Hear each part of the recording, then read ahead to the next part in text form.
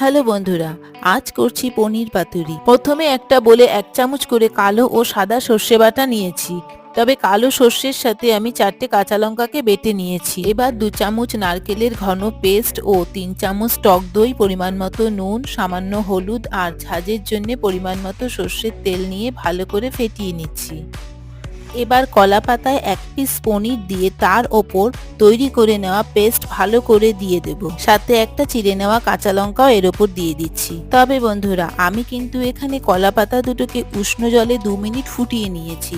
এতে পাতাটা নরম থাকবে, ফেটে যাবে না। দেখুন, আমার পাতুরি দুটো রেডি হয়ে গেছে। এখন আমি কড়ার গরম জলে এই ঝাঁঝরিটা বসিয়ে পাতুরি দুটো দিয়ে দেব। তবে পুরো প্রসেসটা 15 থেকে 20 মিনিট হবে, আর তার মাঝে একবার পাতুরিগুলো উল্টে দেব। এবার সার্ভ করে নিলেই হয়ে যাবে আমার আজকের পনির পাতুরি। আর আজকের রান্নাটা ভালো লাগলে do like, share and subscribe to my channel.